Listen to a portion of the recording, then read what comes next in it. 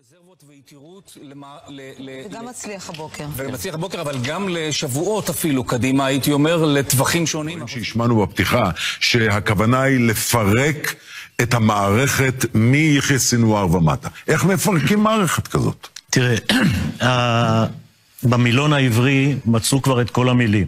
הקבינט אמר, נשמיד את היכולת. הרצי אמר, נפרק את המערכת. גנץ אמר, נכחיד אותם, וגלנט אמר, נמחה אותם.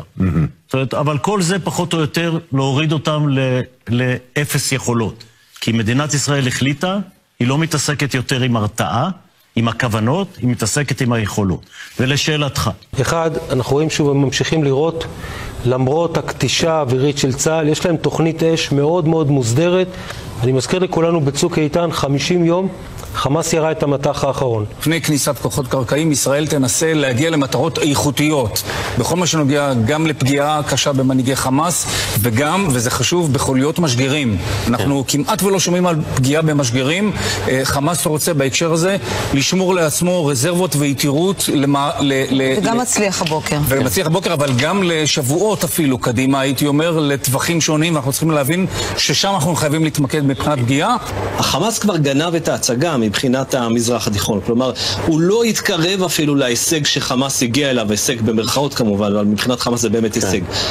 And what about those Palestinians in hospital who are on life support and babies and incubators whose life support and incubator will have to be turned off because the Israelis have cut the power to Gaza?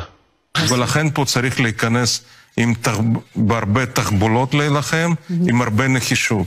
ואני מקווה שיש תוכניות טובות שמבינים שחמאס מחכה לנו בפנים, וזה יהיה מאוד מאוד לא פשוט. אבל אין לנו ברירה אחרת.